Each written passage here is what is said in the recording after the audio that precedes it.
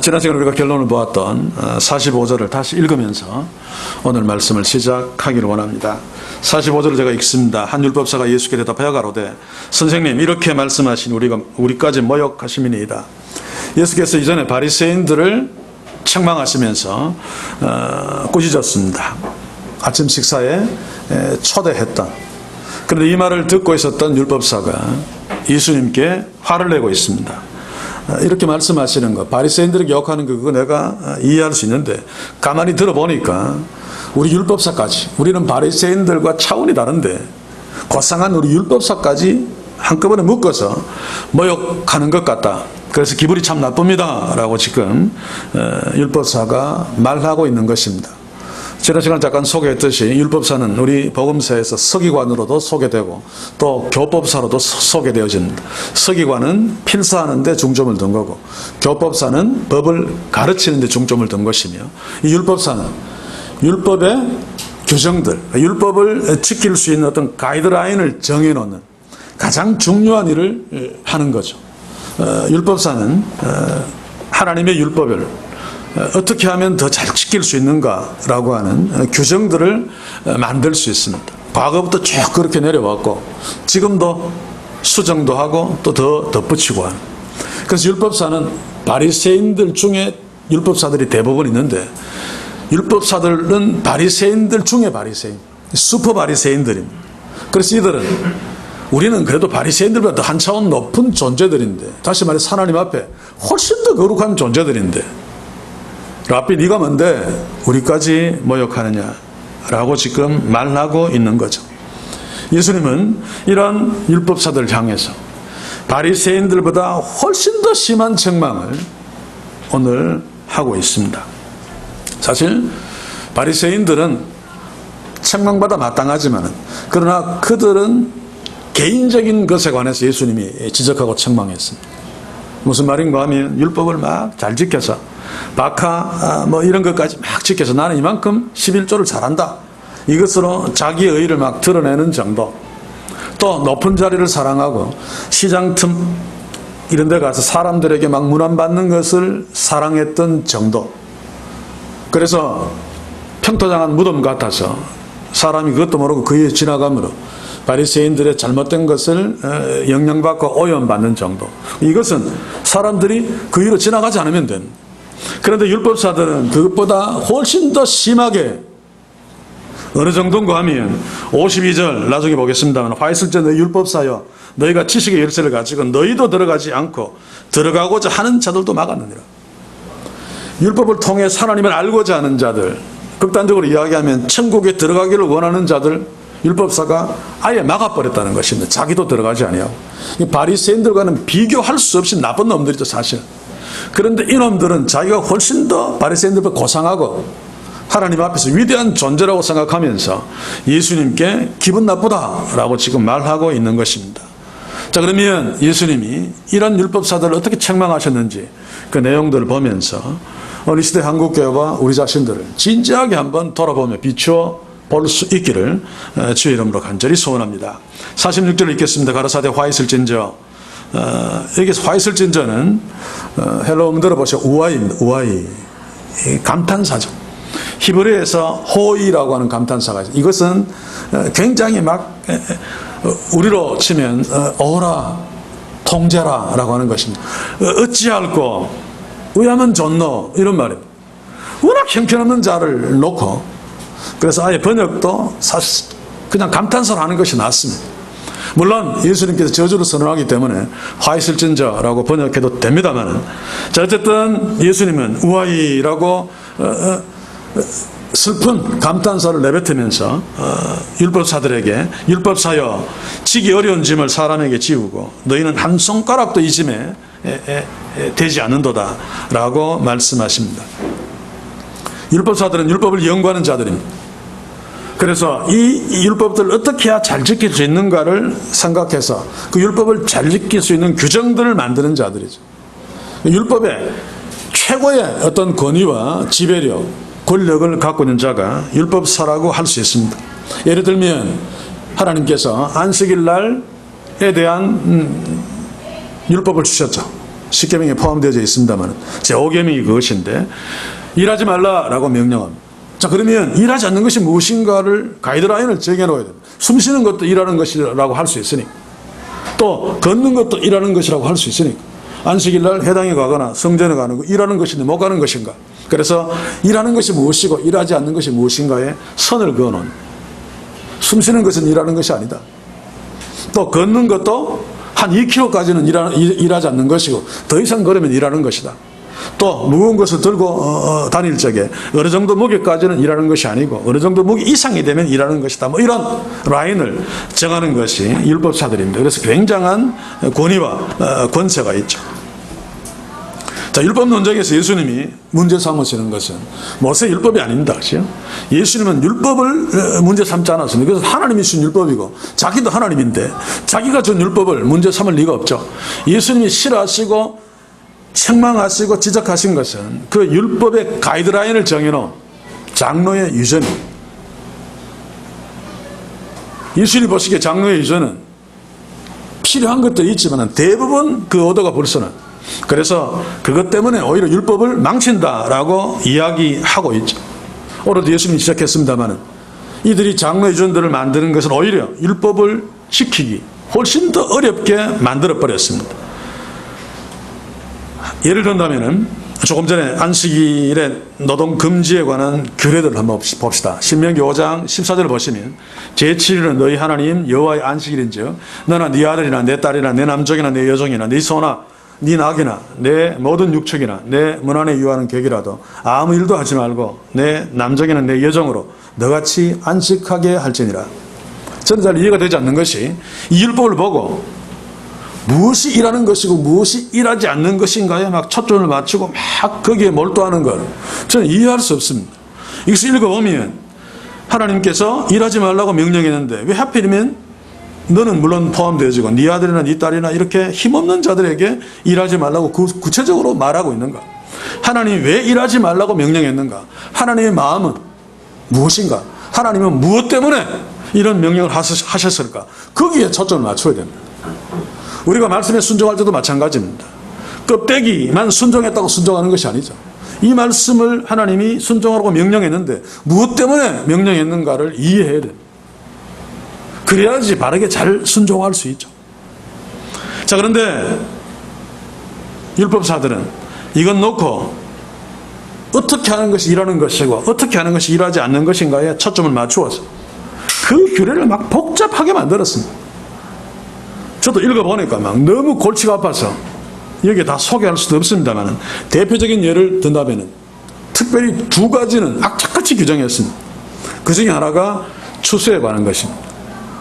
씨를 심고 모를 내고 또 나중에 낫으로 비어서 탈곡하고 거두어 곡간에 들이는 이 모든 농사 행위는 안식일 날은 절대로 하면 안 된다. 노동의 대표적인 거죠. 고대 사회에서 그들의 노동은 거의 대부분 농사 짓는 일 아니면 짐승 키우는 일, 두 가지밖에 없었습니다. 또 하나는 진흙을 만지는 일입니다. 이거 절대로 안 됩니다. 왜냐하면 하나님께서 마지막 날 사람을 흙으로 진흙으로 빚어 만드시고 그 다음 날 안식하셨죠. 그래서 안식하는 날 하나님은 진흙을 빚지 않았습니다. 구체적으로 그렇죠. 그래서 안식일 날 진흙을 빚으면 절대로 안 됩니다. 그래서 이것을 염두에 두고 요한복음 9장 6절을 읽으면 참 예수님이 참 재밌다라는 생각이 듭니다. 요한복음 9장 6절 한번 읽어볼게요. 이 말씀을 하시고 땅에 침을 뱉어 진흙을 이겨 그의 눈에 바르시고, 유명한 말씀이죠. 실로암 목가에 가서 씻어라. 그래서 막 눈 뜨고 막 찬양도 있습니다만, 자, 그런데 이날이 안식일입니다. 예수님은 전능자 하나님이십니다. 다른 사람을 고칠 때처럼 어떤 소경은 내가 내게 무엇을 해주기를 원하느냐, 주여 나는 보기를 원하나이다, 보아라. 당장 보잖아요. 그렇게 충분하게 하실 수 있는데 예수님이 하필이면 진흙을 비벼가지고 눈에 바르고 실로암 목가에 가서 씻어라 라고 명령했습니다. 이것은 의도적으로 하신 것입니다. 장로 유전에는 안식일 날 절대로 진흙 만지면 이기면 안 되는데 예수님은 일부러 진흙을 이겨서 바름으로 장로 유전을 어기신 거죠. 그리고 장로 유전 진흙 이기는 거, 그거 했다고 해서 안식일을 범하는 것이 아니라는 사실을 유대인들에게 가르치기 위해서 소경을 치료하실 적에 일부러 안식일 날 진흙을 이겨서 눈에 발랐습니다. 우리도 주일날 진흙만 치면 절대로 안 됩니다. 그렇게 이해하면 곤란하죠. 그렇죠? 아무튼 율법사들이 만든 이 율법을 지키는 규례들은 너무나 복잡하고 너무나 어려워서 특히 매일매일 노동해야만 먹고 사는 하층민들에게는 굉장히 지키기 힘든 무거운 짐이었습니다. 그래서 예수님은 지기 어려운 짐을 사람에게 지운다라고 46절에서 말씀하셨죠. 여기서 예수님이 말씀하신 짐이라고 하는 단어는 보통 짐이 아니고 배에 싣는 짐을 말합니다. 지금도 배에 싣는 짐은 굉장히 크고 무거운 거죠. 굉장히 작고 비싼 것은 비행기로 운송합니다, 보통. 그러나 자동차 같은 거, 컨테이너 박스에 막 확 실어가지고 이런 거는 거의 다 배로 운행하죠. 그러면 컨테이너 박스나 자동차, 사람이 질 수 있습니까? 예수님이 지금 너희들이 바로 이런 짐들을, 이 어려운 짐들을 사람들에게 지우고 있다라고 하는 말은 일반 사람들이 도저히 질 수 없는 그런 무거운 짐들을 지금 너희들이 지우고 있다. 이 나쁜 놈들아 라고 하는 거죠. 마태복음 11장 28절에 보시면 수고하고 무거운 짐진 자들아 다 내게로 오라. 내가 너희를 쉬게 하리라. 우리는 이것을 우리 인생이 살 때 지는 그 무거운 짐들에 적용시킵니다만 예수님 당시에는 이 짐이 바로 장래 유전입니다. 유대인들에게 가장 지기 힘든 짐은 뭐 인생의 고뇌 뭐 이런 것 이전에 율법을 지킬 때 그 가이드라인에 이 장래 유전들이 그들에게는 가장 무거운 짐이었습니다. 가장 힘들고 괴로웠습니다. 하루하루 살기가 힘들었습니다. 왜냐하면 안식일 법 같은 거는 잘못해서 어기면 돌에 맞아 죽을 수도 있거든요.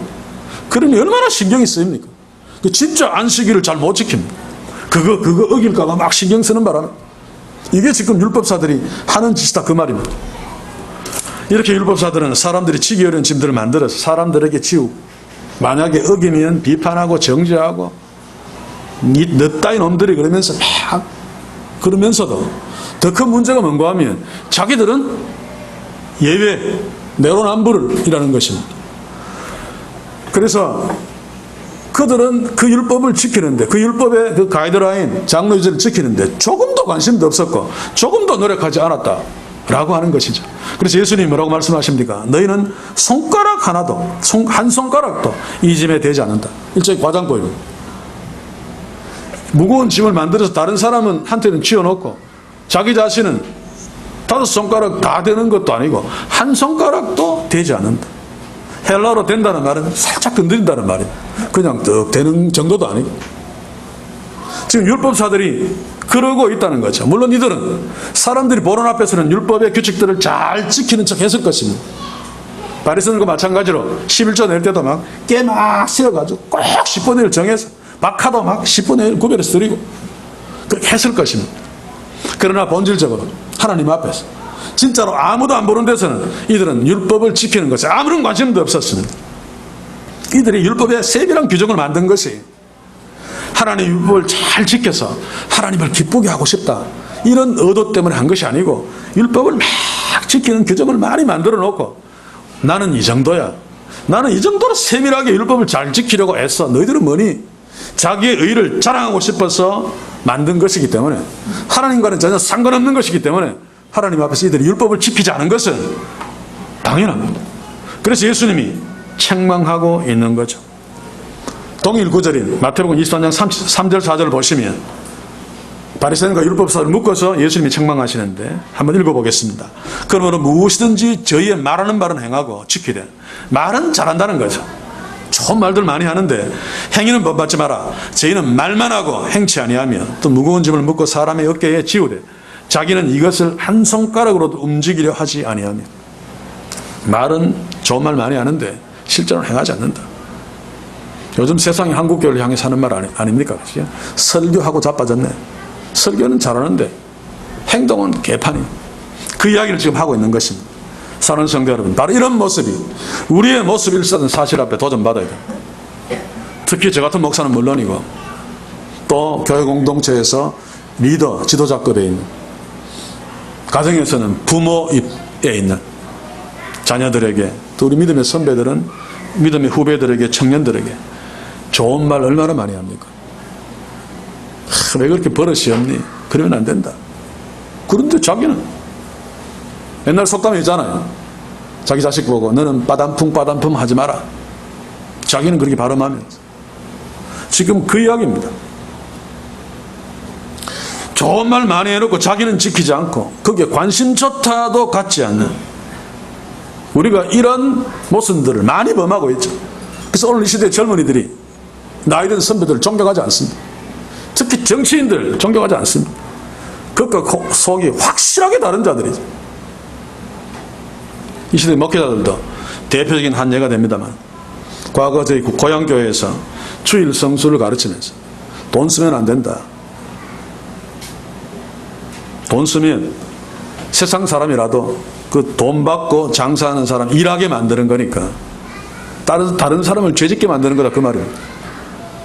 그래서 구체적으로 지시하신 것 중에 하나가 수요일날 버스 타면 안 된다. 그때 우리 서민들은 대부분 교통수단은 버스밖에 없었습니다. 차비 주는 건 돈 쓰는 거니까. 그 제가 주일날 오후 중학교 때로 기억나는데 오전 예배 마치고 와서 멀리 친구 집에 꼭 가야 될 일이 있었습니다. 대봉동입니다. 그런데 걸어서 갔습니다. 주일을 범하지 않기 위해서. 한 2시간쯤 갔다고 생각되어지는데 그때 저는 그까지 갔다 와서 뿌듯했으면 나는 주일을 범하지 않았다. 자, 그런데 당시에 서민들은 지금보다 더 힘들었습니다. 주일날 예배 드리고 주일 범하지 않기 위해서 갔다 와서 어디 멀리 직장이나 다른데 빨리 가야 되는 때가 있는데 버스 타면 안 되니까 몰래 버스 타고 갈 수밖에 없는 거죠. 그러면 주일날 예배 드렸어도 나는 안식일 범했다라고 죄의식 속에 사로잡힐 수밖에 없습니다. 그런데 우스운 것은 목사님들은 그날 자가용 타고 마음대로 온갖 데 다 댕긴단 말입니다. 차비를 줘야지 꼭 돈 쓴 것입니까? 자가용 그 기름 사용하는 거 소비 행위입니다. 똑같습니다. 제가 언젠가 서울에 제가 부유역자 생활할 때 얘기했죠. 주일날 점심은 교회에서 주는데 저녁은 안 줍니다. 그때 저녁 예배가 있었으니까. 부목사님들 중국집에 연락해서 짬뽕 짜장면 시켜 먹고 돈은 내일 준다. 오늘은 주일이라서 못 준다. 웃기는 이야기 아닙니까? 그치요?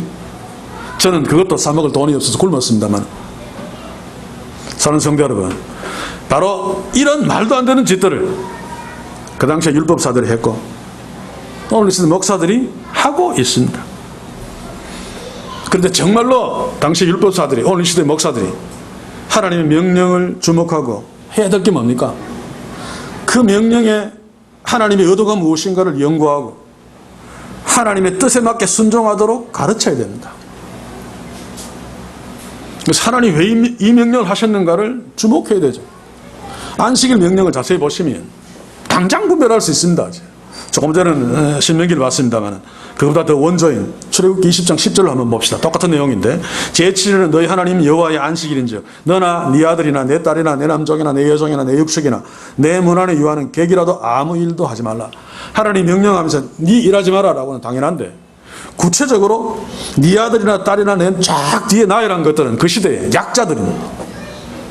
요즘도 미개한 국가에서는 아들, 딸들, 어린아이들 막 노동시켜서 학교 안 보내고 고대 사회에서는 당연히 그랬습니다. 여종, 남종은 두말할 것도 없고 짐승들은 두말할 것도 없고 또 문 안에 유하는 나그네들은 약자 중에 약자죠. 외국인들은 요즘으로 치면. 자, 이런 자들에게 일하지 말게 하라. 이게 무슨 뜻일까? 하나님이 안식일 날 노동하지 마라 라고 하는 목적의 그 명령에 초점을 어디에 맞춰야 되는가 하면 일하지 말라가 아니고 왜 하나님께서 이런 연약한 자들에게 일을 시키지 말라고 명령했는가? 하나님의 뜻이 무엇이지? 라고 주목해야 됩니다. 이유가 뭡니까? 안식일이라도 쉬고 싶어도 쉴 수 없는 연약한 자들, 약자들 너희들만 쉬지 말고 그들도 쉬게 좀 해주어서 안식일 날 좀 편하게 안식일 하루만이라도 좀 편하게 있도록 해주어라 라고 하는 것이 하나님이 안식일 날 노동하지 마라라고 하는 명령의 핵심 내용입니다. 당시에 강자들, 돈 많은 인간들은 평일도 일 안 하려면 안 할 수 있고 언제든지 넣을 수 있습니다. 그러나 종들 또 짐승들 안식일 날이라도 쉬고 싶어도 쉴 수 없습니다. 주인이 일 시키면. 그래서 그들, 그 약한 자들, 연약한 자들, 그 불쌍한 자들 일 시키지 말아라고 안식일 날 하루라도 쉬도록 명령하신 거죠. 하나님이 애틋한 마음을 당시에 율법사들이 읽어내야 되는데 그건 관심 없었습니다. 일하지 마라. 막 어렵게 만들어가지고 내가 얼마나 고상한지 얼마나 대단한 존재인지 한번 드러내야 되겠다. 사람들이 죽든 말든 상관하지 아니하고. 그래서 예수님은 안식일에 오히려 일하셨습니다. 그런데 바리새인들은 그것을 비난했죠. 예수님이 안식일날 주로 하신 것이 무엇입니까? 병자를 고치신 것입니다. 아픈 사람은 안식일날 안식하고 싶어서 아파서 안식 못합니다. 예수님은 안식일날 병으로 인해서 안식하지 못하는 자를 치료하시는 일을 행하심으로 그들에게 안식일날 안식하도록 은혜를 베푸신 거죠. 예수님은 안식일날 일하심으로 하나님께서 안식일날 약자들이 안식하도록 안식일에 문호동의 명령을 주신 그 명령을 지키신 것입니다. 일함으로. 자, 그런데 바리새인들은 그것을 비판했죠. 그것은 하나님께서 안식일날 일하지 말라는 하나님의 마음과 반대되는 비판을 한 것입니다. 그러니 예수님 보고 안식일날 병자를 고쳤으니까 너 안식일 어겼다라고 하는 바리새인들이 오히려 안식일을 어긴 것이고, 예수님은 일하심으로 하나님이 원하시는 마음에 맞게 안식일을 잘 지키신 것이죠. 이것을 우리가 판단할 수 있어야 됩니다. 여러분, 하나님의 말씀에 순종할 적에 하나님의 뜻을 놓쳐버리고 그 껍데기만 열심히 순종해서 11조 정확하게 월급 받는데 그거 다 뗀 거 퇴직금까지 다 쳐서 11조를 한다고 해서 11조를 제대로 하는 것이 아니란 말입니다. 하나님의 뜻을 깨닫지 못하면 주의 말씀에 순종하면서 하나님께 불순종하는 짓을 틀림없이 할 수밖에 없습니다. 그래서 우리는 말씀에 순종할 적에 껍데기로만 순종하고 나는 하나님 말씀에 순종했다, 나는 믿음이 이 정도로 좋아, 기도 철학기도 좀 하고 금식기도 좀 해놓고 대단한 믿음이 좋은 사람처럼 폼내는, 이게 아니라 우리는 율법사 서기관들과 다르게 주의 말씀 하나 순종할 때라도 하나님이 왜 이 명령을 하셨지, 그 하나님의 마음을 잘 읽어서 그 하나님의 마음에 맞게 순종하여 하나님을 기쁘시게 하는, 하나님이 진짜 기뻐하면서 너 나를 정말로 하나님으로 여기는구나, 그래서 내 마음을 기쁘게 하려고 그 말씀에 순종하는구나 라고 하나님이 정말로 기뻐하셔. 그런 축복이 우리의 말씀 순종에 풍성하기를 주의 이름으로 간절히 소원합니다. 자, 이제 율법사에 대한 하나님의 두 번째 책망을 한번 봅시다. 47절에서 51절까지인데 좀 길기 때문에 한 절 한 절씩 보죠. 47절을 제가 한번 읽어보겠습니다. 화 있을진저 우하이 너희는 선지자들의 무덤을 쌓는도다. 저희를 죽인 자도 너희 조상들이로다. 자, 예수님은 44절 앞에서 바리새인들에게 위선적인 모습을 지적하실 적에 평토장한 무덤이라는 그림으로 책망했습니다. 똑같이 무덤이라는 소재를 가지고 율법사들의 위선적인 행위를 지금 비판하고 계시는데, 당시에 율법사들은 자기의 조상들이 죽인 선지자들의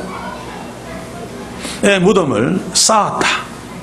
열심히 쌓았습니다. 이 쌓았다는 말은 무덤을 아름답게 치장하고 비석을 막 세워서 선지자들의 막 공로를 취하고 이런 일을 말합니다. 그래서 선지자들을 추모하는 거죠.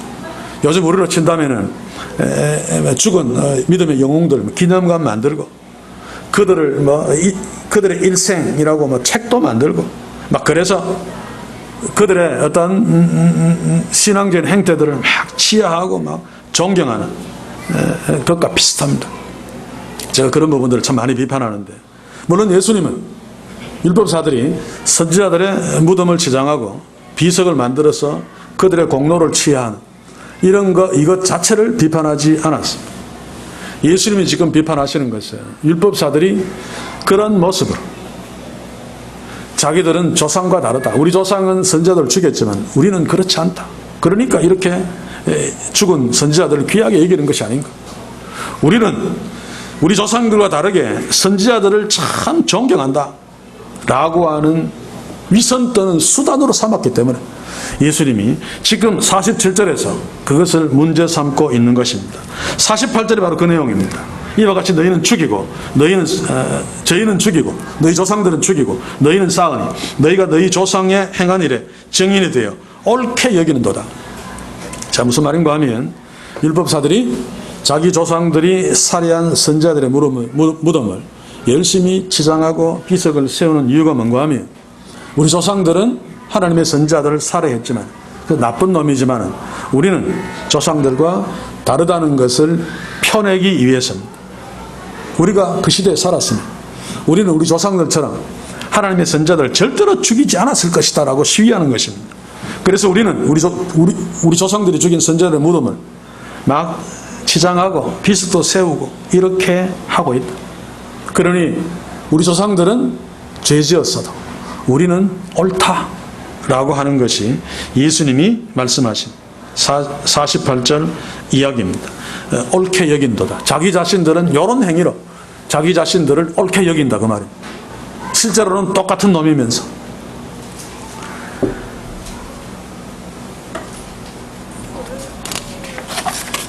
자, 그러나 이런 행위는 자신의 더러운 정체를 숨기기 위한 위장에 불과했습니다.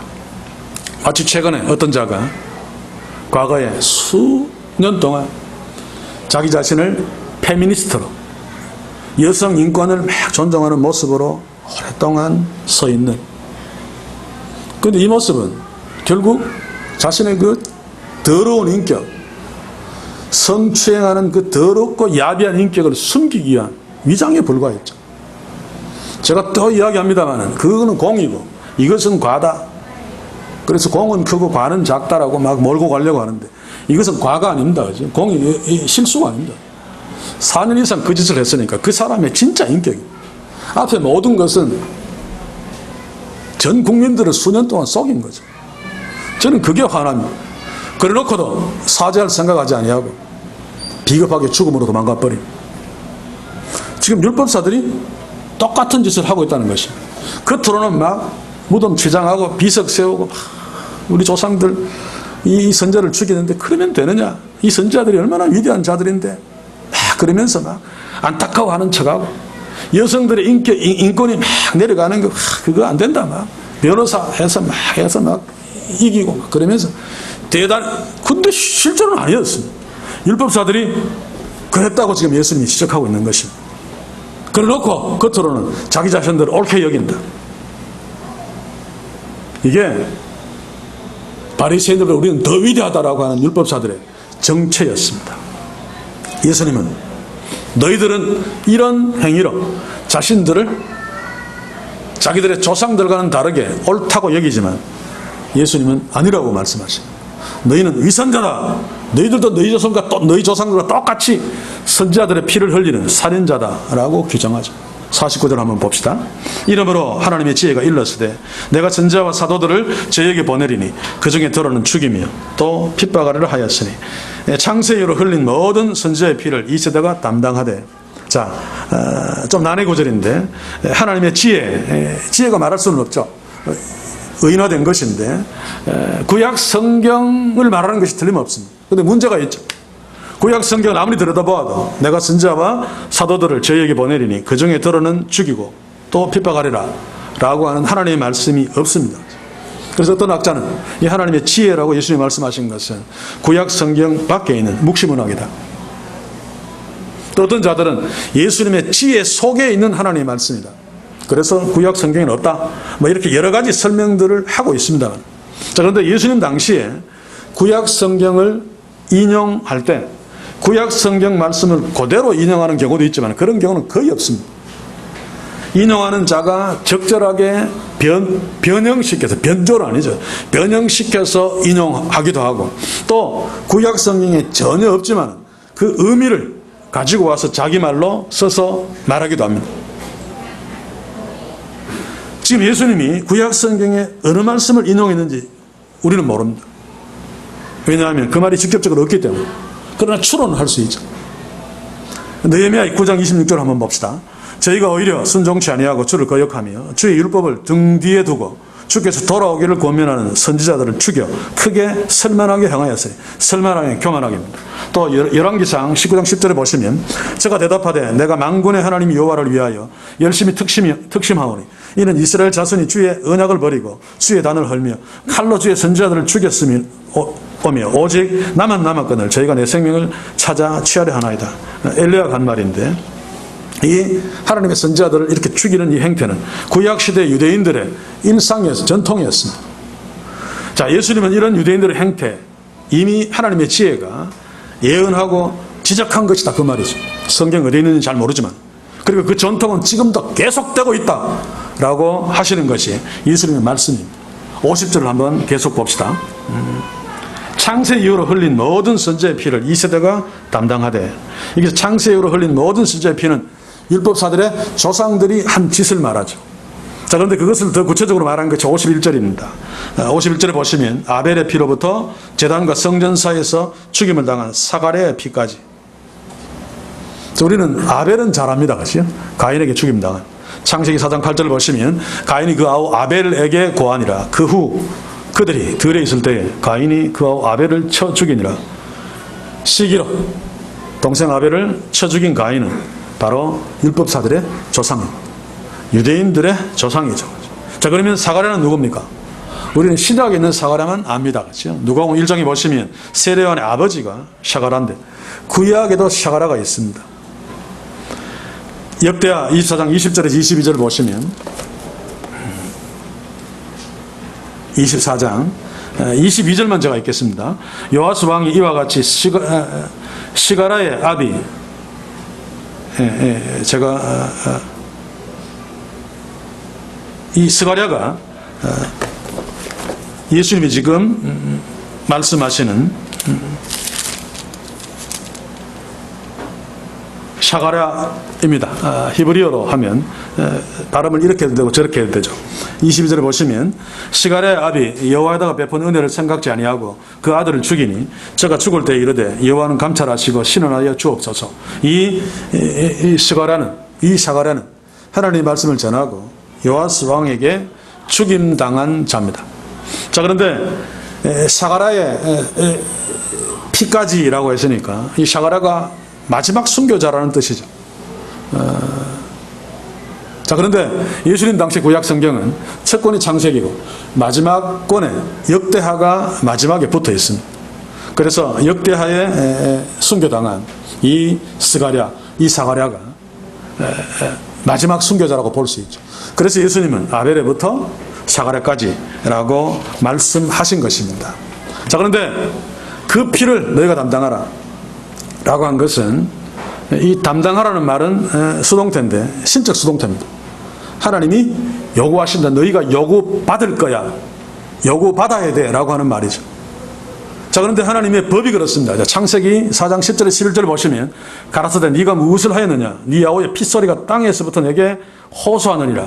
땅이 그 입을 벌려 네 손에서부터 네 아우의 피를 받았은즉 네가 땅에서 저주를 받으리라. 피 흘리게 한 자는 피 흘리는 저주를 받아야 합니다.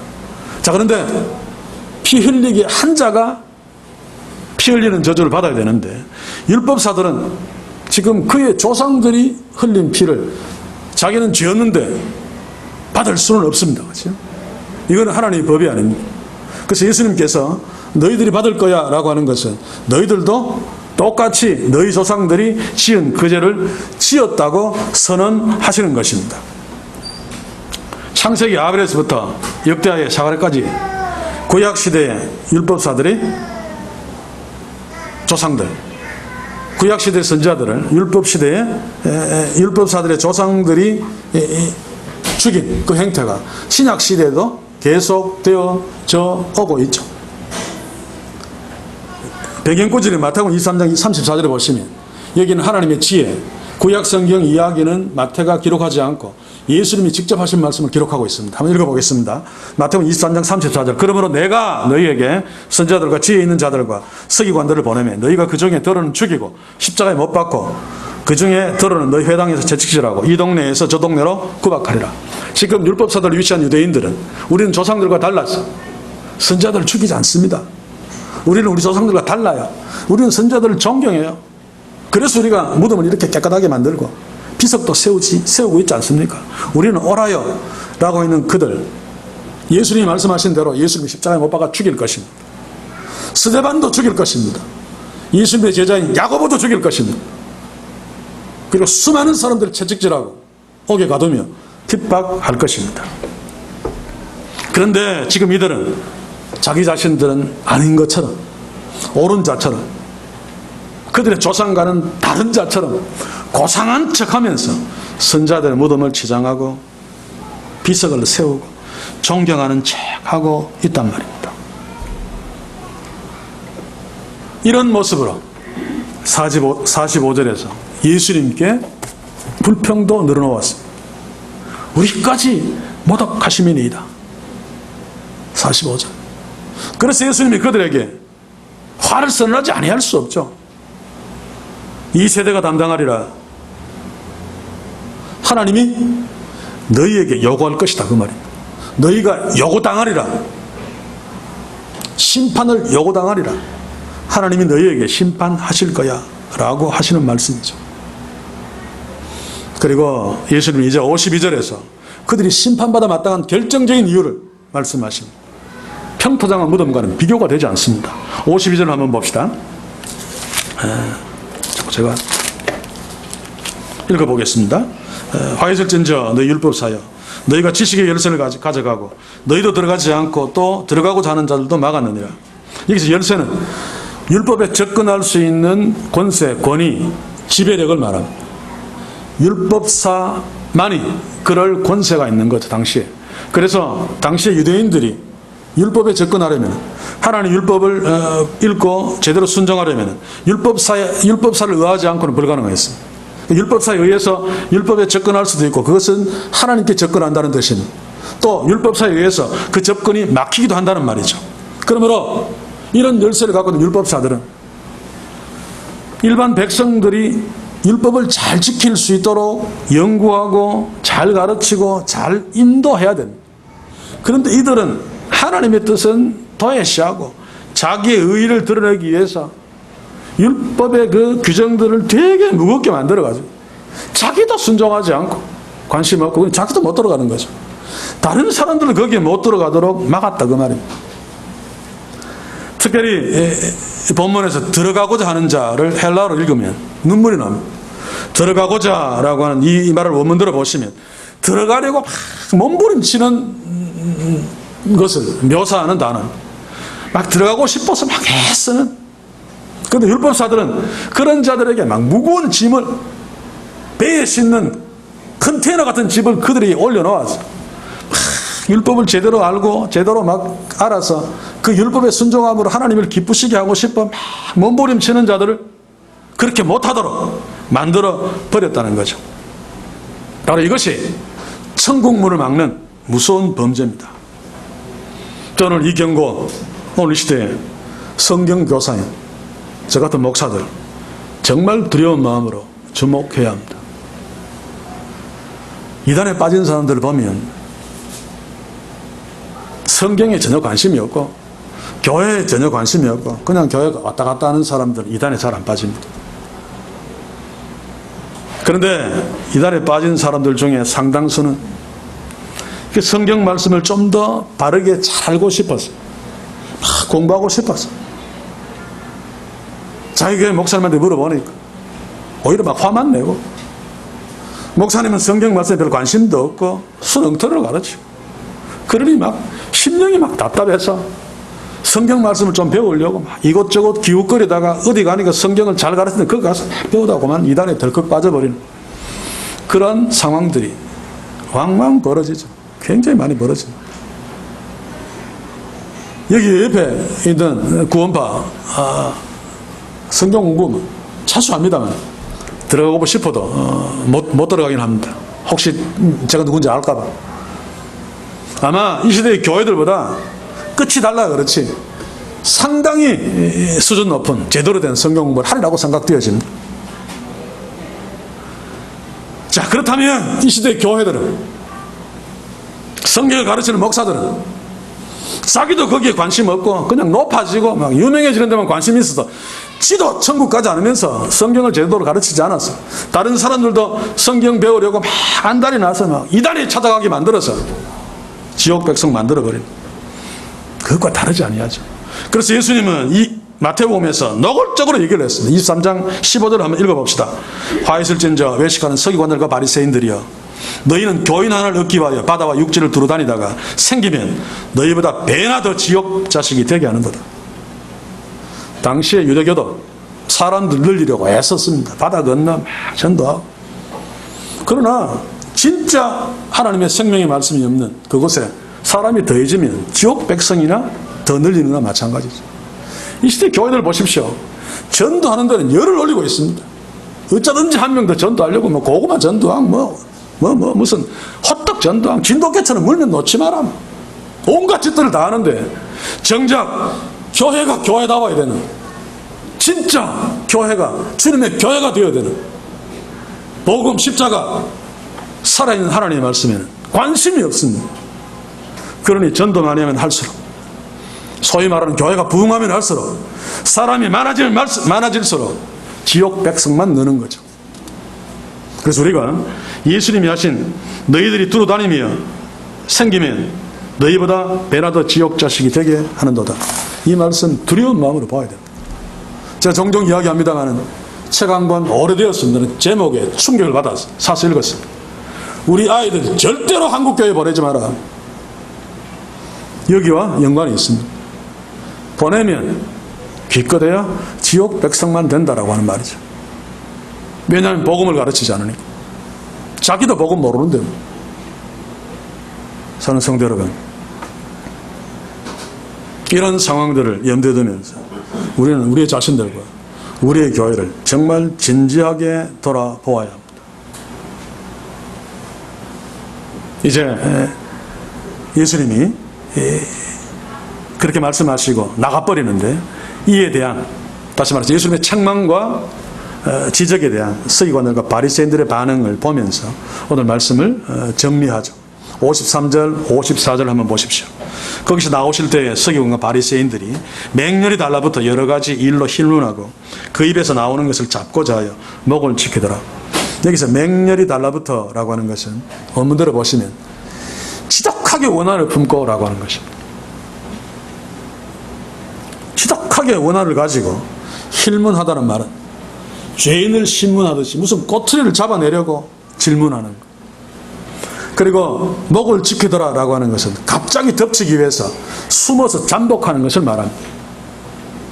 지금 이들이 하는 짓은 하나님이신 예수님을 지금 이러고 있습니다. 이러고. 하나님을 모독하는 자들의 모습이죠. 어쩌면 당연합니다. 그죠? 예수님을 바알셉을 집혔다고 이야기하는 그들이 무슨 짓을 못하겠습니까? 지금 예수님을 향해서 예수님이 하신 말씀이 기분 나쁘다고 여겨서 하나님이신 예수님을 원한을 품고, 그것도 지독하게, 그리고 뭔가 꼬투리를 잡아내려고 죄인 신문하듯이 막 질문하면서, 그리고 끝내는 덮쳐서 죽이려고 숨어서 잠복하는 것처럼 예수님을 대했습니다. 여러분, 진짜 하나님의 말씀이 전해지면 사람들은 몇 가지로 반응합니다. 물론 씨 뿌리는 비유에 4가지 반응이 있습니다만 복잡하니까 3가지만 이야기할게요. 무반응, 그치? 들어도 아무 반응이 없습니다. 또 하나의 반응은 어찌할꼬, 말씀을 듣고 생각하며 깨닫고 회개하고 하나님을 만나는 반응. 그 3번째는 그 살아있는 하나님의 말씀을 전한 자들의 입을 막으려고 하는, 격렬하게 반항하고 덤비고 공격하는 반응. 오늘 여기에서는 3번째 반응이죠. 저는 세미나에 나가 하나님의 말씀을 전합니다. 이 3가지 반응을 항상 만납니다. 3번째 반응은 직접 대놓고 공격하지 않는 경우들은 종종 있어도 태도를 보면 알 수 있죠. 이런 3가지 반응은 우리 교회에서도 만납니다.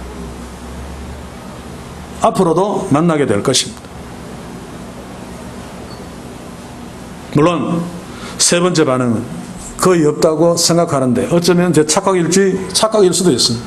어쨌든 살아있는 하나님의 말씀이 들려지면 반응하지 않든지 듣는 척은 할 수 있겠죠.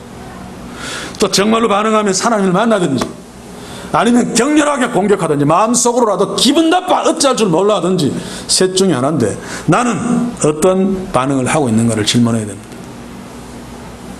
상당수는 관심이 없습니다. 일이 바빠서. 그러나 가장 바쁜 일이 하나님 말씀 앞에 서는 것입니다. 그래서 예수님은 귀 없는 자들에게는 신경 안 씁니다. 귀 없으니까 못 들으니까. 귀 있는 자는 들을지어다. 하나님이 들을 귀를 주셔서 하나님의 자녀가 된 자들은 그 귀로 하나님의 말씀을 귀담아 들어야 됩니다. 그래야지 하나님 앞에 설 수 있으니까. 하나님이 눈에 보이지 않는데 어떻게 하나님 앞에 섭니까? 꿈에서만 하얀 옷 입고 하나님이 나타나 그 앞에 와서 서는 것입니까? 아닙니다. 성령의 감동으로 씌어진 하나님이 말씀하신 그 말씀 앞에 서는 것이 하나님 앞에 서는 것입니다. 그리고 살아계신 하나님 앞에 서면 우리 연약한 인간은 변하게 되어 있습니다. 회개하면서 새로운 마음으로 설 수밖에 없습니다. 하나님이 어떤 분인데. 그런데 말씀 앞에 신실하게 서지 아니하고 살아계신 하나님을 만나지 못하니까 무반응이나 마찬가지죠. 변하지 않습니다. 그래서 살아계신 하나님의 말씀 앞에 신실하게 서자는 것입니다. 날마다 새로운 심령으로 하나님을 기쁘시게 하는 축복, 하나님 주시는 복을 받아 누리면서 감사할 수 있는 축복을 우리가 누릴 수 있기를 정말로 주의 이름으로 간절히 소원합니다. 정말 두려운 것은 53절 마지막에 보시면 거기서 나오실 때에 예수님이 거기에서 나오시죠. 당연히 다른 데 가야 나옵니다만 여기에는 상징적인 의미가 있습니다. 그들이 내부인, 다시 말해서 하나님 나라의 백성이 아니고 외부인이기 때문에 예수님이 발에 먼지를 떨고 나오는 것처럼 거기에서 그냥 나오셔버리는 것입니다. 이게 만약에 우리에게 벌어진다면 저는 한국교회는 이미 벌어졌다고 생각합니다. 얼마나 두려운 일입니까? 이 일이 왜 벌어집니까? 주의 말씀에 귀담아 듣지 아니하고 무관심하고 더 나아가서는 거기에 도전은, 그러니 예수님이 거기에서 나와버리는 거죠. 사랑하는 성도 여러분, 우리는 이들과 다르게 주의 말씀에 귀 기울임으로 말미암아 살아계신 하나님을 만나고 그 살아계신 하나님께 바르게 반응하는, 주의 말씀을 바르게 배우고 바르게 공부해야 되죠. 그러므로 말미암아 예수님이 우리에게서 떠나가 버리시는 것이 아니라 주님이 약속하신 대로 세상 끝날까지 너희와 항상 함께 있겠다. 그 약속의 말씀이 우리에게 주님 오시는 그날까지 계속되어지는, 주님이 항상 우리와 함께 하시는, 그러면 겁날 것이 없죠. 이런 축복이 우리가 주의 말씀 앞에 신실하게 서서 날마다 살아계신 하나님 앞에 서는 삶으로 예수께서 우리와 영원토록 동행하시는 그 축복이 이 교회와 우리 모두에게 날마다 풍성하기를 주의 이름으로 간절히 소원합니다. 기도합시다. 주여, 오늘 그 시대에 가장 신앙 좋고 잘났다는 율법사들을 향한 하나님의 책망을 주목했습니다. 이 책망이 우리에게 해당되지 않도록 주의 성령이여 우리를 깨우시고 말씀 앞에 신실하게 세워주옵소서. 한국교회도 눈을 뜨게 하소서. 스스로 보지 못하고 있는데 예수님이 책망하시는 바리새인들 얼굴을 하고 있으며 율법사의 얼굴을 하고 있다는 사실을 깨달아 이제라도 주의 말씀에 귀 기울여 회개하며 가슴을 찢으며 어찌할꼬 반응할 수 있도록 이 조국교회와 우리들을 불쌍히 여겨 주옵소서. 특별히 이 교회와 우리가 주의 말씀 앞에 신실하게 서서 날마다 크신 하나님을 만남으로 말미암아 주의 말씀에 제대로 순종하며 제대로 반응하여 하나님을 기쁘시게 함으로 주께서 우리를 떠나지 않으시고 영원토록 동행하시는 축복을 우리가 누릴 수 있도록 주의 성령이여 축복해 주시옵소서. 예수님의 이름으로 기도하옵나이다. 아멘. 주여.